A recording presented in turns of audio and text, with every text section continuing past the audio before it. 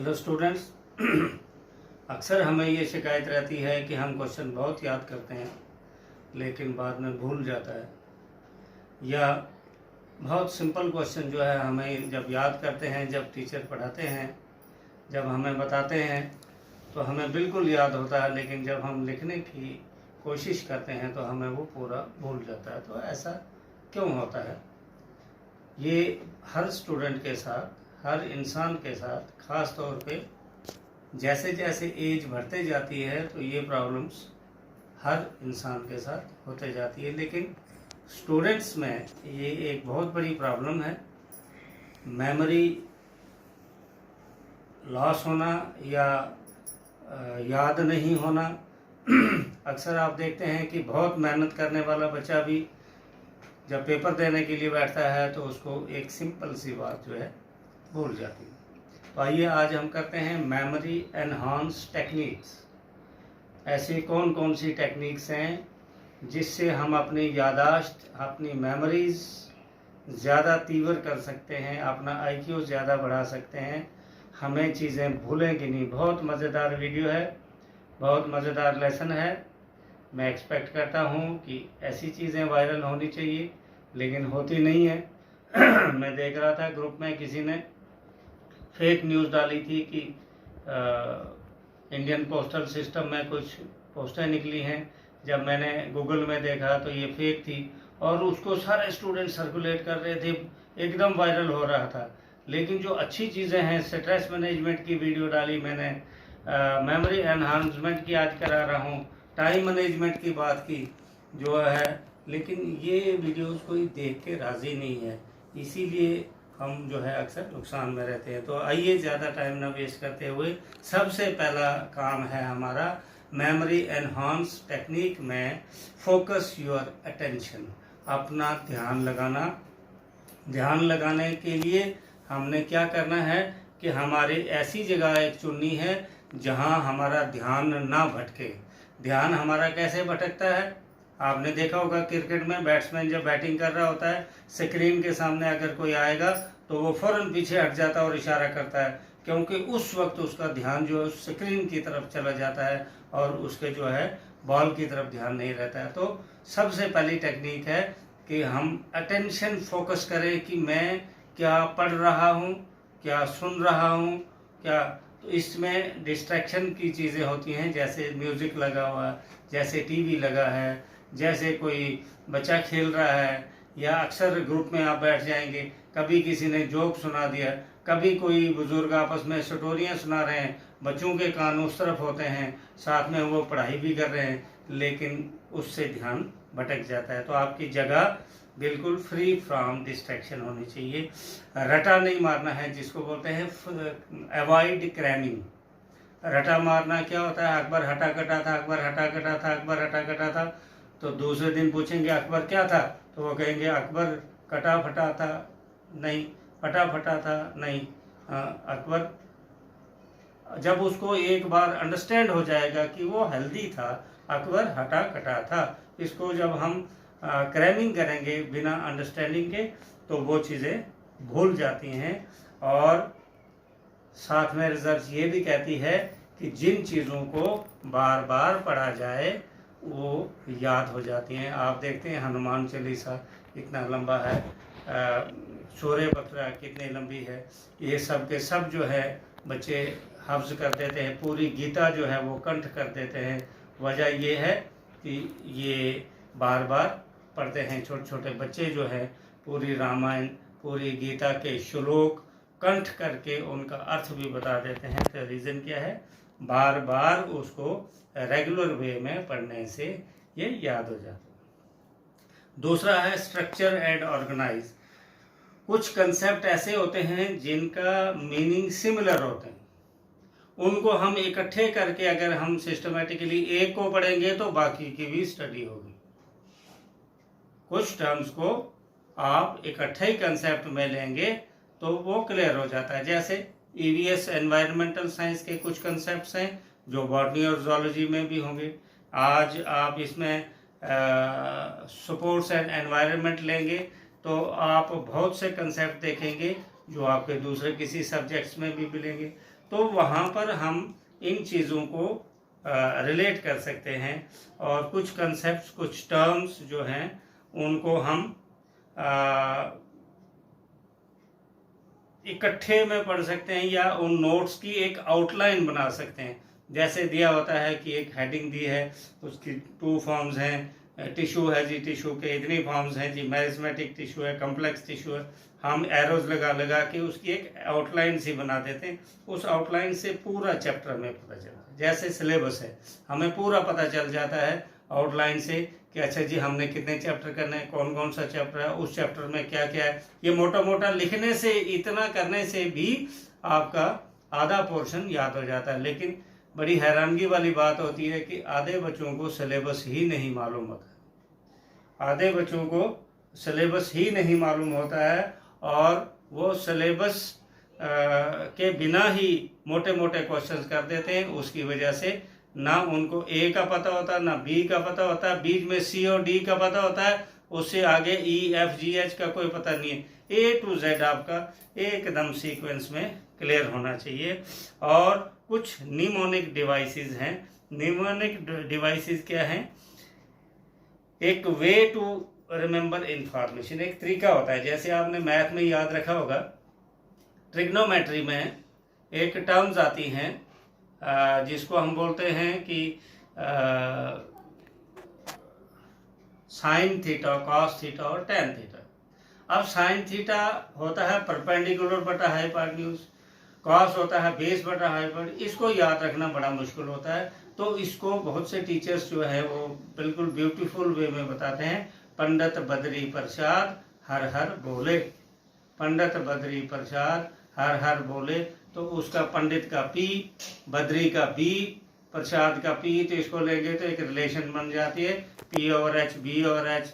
ये इजीली जो है रेशियोज जो है ट्रिग्नोमेट्री हमें याद हो जाती हैं। तो इनको बोलते हैं पॉजिटिव इमेजरी या ह्यूमर या नॉवेल्टी या राइम या सॉन्ग या जोक। किसी जोक के साथ भी क्वेश्चन को रिलेट कर सकते हैं, किसी राइम के साथ भी जोड़ सकते हैं, सॉन्ग के साथ जोड़ सकते हैं। उससे जो है हमें ये याद हो जाता है। हम किसी भी चीज को क्वेश्चन जब याद करते हैं तो सबसे पहले हम एलेबोरेट करते हैं उसको और फिर रिहर्सल करते हैं। लेकिन ज्यादातर बच्चे क्या करते हैं, खाली एक कंसेप्ट ले लिया, उसका हमें बेस नहीं पता होता है और डिटेल भी पता नहीं होता। सबसे पहले जब एक टर्म आती है डिस्प्लेसमेंट, तो हम इसकी डेफिनेशन देखते हैं, व्हाट इज डिस्प्लेसमेंट। टर्म है डिस्प्लेसमेंट, फिर हम इसकी डिटेल में जाते हैं। डिस्प्लेसमेंट स्केलर क्वांटिटी है, डिस्प्लेसमेंट वेक्टर क्वांटिटी है, डिस्प्लेसमेंट मैथमेटिकली कितनी होती है, इसका एसआई यूनिट क्या। फिर हम डिस्क्रिप्शन में जाते हैं। पहले हम टर्म पे जाते हैं और फिर डिस्क्रिप्शन पे जाते हैं। जब आप इस तरह से जाएंगे तो आप अपने पूरे कंसेप्ट को एलेबोरेट भी कर रहे हैं और फिर उसकी रिहर्सल।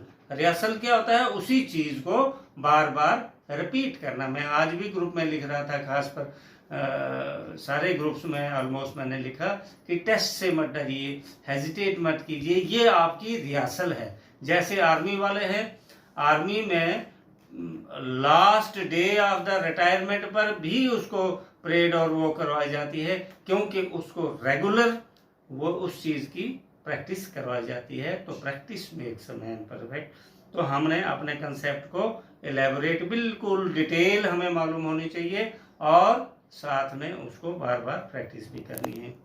फिर अपने कंसेप्ट्स को विजुअलाइज करना है, जैसे फोटोग्राफ से, चार्ट से, ग्राफिक्स से। इनसे चीज़ें हमें ज़्यादा समझ आती है, बजाय इसके कि बच्चे को एप्पल एप्पल एप्पल बोलेंगे। अगर हम उसको एक्चुअल एप्पल दिखाएंगे तो ज़्यादा अच्छा समझ आता है। दूसरा है न्यू इंफॉर्मेशन को, जो इंफॉर्मेशन आपको ऑलरेडी मालूम है उनके साथ रिलेट करके समझना कि इनका उनके साथ क्या रिलेशन है। जो ऑलरेडी चीज़ें आपको मालूम है और उनके साथ रिलेट करके जब आप इन चीज़ों को देखेंगे तो आपको ज़्यादा अच्छा समझ आएगा।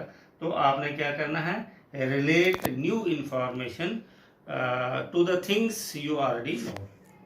दूसरा, ऊंचा ऊंचा पढ़ना। एक होता मन ही मन में पढ़ना, एक होता ऊंचा ऊंचा पढ़ना, रीड लाउड। रिसर्च जो 2017 में पब्लिश हुई है वो ये सजेस्ट करती है कि ज़्यादा ऊंचा पढ़ने से ज़्यादा मटेरियल याद होता है। यही वजह है कि छोटे बच्चों को जब गुरु आश्रम में अगर जाएंगे तो वहाँ पर जब उनको मंत्र या कुछ कलामें जो है वो पढ़ाई जाती है तो उनको ज़ोर ज़ोर से बोला जाता है, बोलो मंगल भवना मंगलहारी द्रव सुदशरथ जल बिहारी, बार बार बुलाया जाता है उनको, और वो ऊंचा बोलने से उनको याद हो जाता है। कुछ डिफिकल्ट पोर्शन होते हैं उसको एक्स्ट्रा अटेंशन देनी है। अगर बाकियों को आप 2 मिनट देते हैं, उस डिफिकल्ट पोर्शन को आपने 5 मिनट दे देने, एक्स्ट्रा अटेंशन देनी है उसको, जो पोर्शन आपको डिफिकल्ट लगता है। एक और मज़ेदार बात है कि आपने मान लो एक रूटीन बना के रखी है कि मैं सुबह जी 6 बजे पढ़ता हूँ। अब आपने रूटीन चेंज करनी है। आप सुबह पढ़ते थे, आपने शाम को पढ़ना। आप एक रूम में पढ़ते थे, आपने उस रूम को चेंज करना, लोकेशन चेंज करनी है, और टाइम भी चेंज करना है। और अगर अंदर पढ़ रहे थे तो बाहर पढ़ना, बैठ के पढ़ रहे थे तो चल के पढ़ना, चलते चलते पढ़ते थे तो बैठ के पढ़ना, थोड़ा सा चेंज करना है। इससे भी आप ज़्यादा मटेरियल याद कर सकते हैं। और टाइमिंग भी चेंज करनी है, लोकेशन भी चेंज करनी है। और जब सोना है तो फिर सोना, जिसको नींद बोलते हैं, कोई सपना नहीं आना चाहिए, कोई करवटें नहीं, कोई रज़ाई का पता नहीं हो, कोई गर्मी का पता नहीं हो, कोई फ़ैन का पता ना हो कि जो है बिजली चली गई या फलाना जो है, ऐसा कुछ नहीं हो। इसके अलावा ब्रेन जो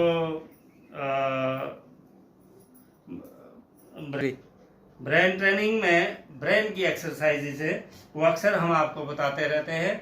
एक तो है यहाँ पे हम चंदन लगाते हैं और डीप ब्रीथ करते हैं।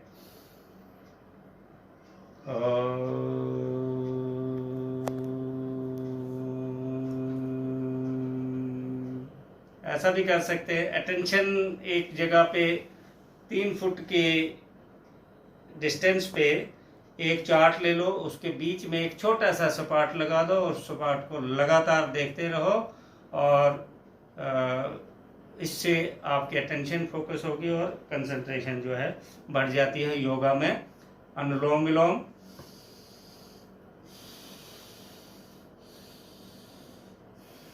कपालभाति,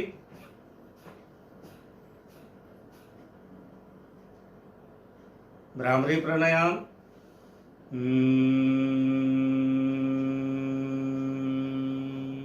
वगैरह वगैरह, ये एक्सरसाइजेस करने से हमारी मेमोरी बढ़ जाती है। मेडिटेशन क्या होता है, ये एक बड़ा डिटेल में विषय है। मेडिटेशन सिंपल शब्दों में है ध्यान लगाना, और ध्यान अक्सर मैं मॉर्निंग असेंबली में बताते रहता था। बिल्कुल अंतर्मुख होकर, बिल्कुल किसी भी पोर्शन पे आपने तनाव नहीं डालना है, और जब पूजा पाठ आप कर लेते हैं उसके बाद 10 मिनट, 5 मिनट, 15 मिनट शांत जगह पे बैठ जाना है। अंदर की तरफ देखना है, अपना कोई इष्ट देवता है उसकी तरफ ध्यान रख के, या कुछ नहीं, एम्प्टीनेस से एकदम रिलैक्स, शांत, डीप ब्रीथ। 2 आइज के बीच के पोर्शन को कंसंट्रेट करेंगे। अगर कोई ख्याल बाहर जाता है फिर वापस अंदर आना है, लुकिंग इनवर्ड। तो ये प्रैक्टिस आप करते जाएंगे, बहुत आनंद, बहुत मज़ा, बहुत जो है आएगा, और आपकी त्रिनेत्र या बसीरत की आँख बेदार हो जाएगी। इसके बारे में मेडिटेशन पर फिर मैं अगला वीडियो एक डिटेल में आपको बताऊंगा। आज मेडिटेशन पर इतना ही बताऊंगा। शुगर वाली चीज़ें कम खानी है। हाई कैलोरीफिक डाइट जिसमें फैट्स ज़्यादा हैं, शुगर ज़्यादा है, वो चीज़ें कम खानी है, क्योंकि उससे ओबेसिटी हो जाएगी, आलसपन आएगा, लेजीनेस आएगा। तो ये चीज़ें कम खानी है, खासकर एग्ज़ाम के दिनों में। हाँ, इंक्रीज कैफीन इनटेक, जैसे ग्रीन टी है, ये ज़्यादा लेना, जिसमें कैफीन ज़्यादा हो वो चीज़ें लेनी है। और डार्क कलर की चॉकलेट, बच्चे तो चॉकलेट पसंद करते हैं, डार्क कलर की चॉकलेट अगर थोड़ा बहुत यूज़ करते हैं। और हमारे गांव में एक बूटी होती है जिसको ब्रह्मी बूटी कहते हैं, वो सुबह सुबह खाली पेट 2-3 पत्ते अगर उसके आप ले लेते हैं, या सबसे ब्रह्मी किसी को नहीं मिलती है तो तुलसी के पत्ते जो आजकल आम होते हैं, खाली पेट सुबह तुलसी के बीज या तुलसी के पत्ते 2 चम्मच पानी के साथ सुबह सुबह आप ले लेंगे तो इससे भी मेमोरी हमारी तीव्र होती है। और दूध अगर आप पी रहे हैं तो गाय का दूध जो है प्रेफरेबली लें, क्योंकि उसमें फैट्स कम होती हैं और शुगर भी कम होती है। इसके कंपैरिजन में अगर भैंस का दूध लेंगे तो उसमें फैट्स ज़्यादा होती हैं, उससे ज़्यादा आलस आएगा। तो अवॉइड करें, काऊ का मिल्क जो है वही ज़्यादा प्रेफर करें। और चंदन हो सके तो रात के समय पे या अपनी 2 आइज़ के बीच में चंदन वाइट वाली जो है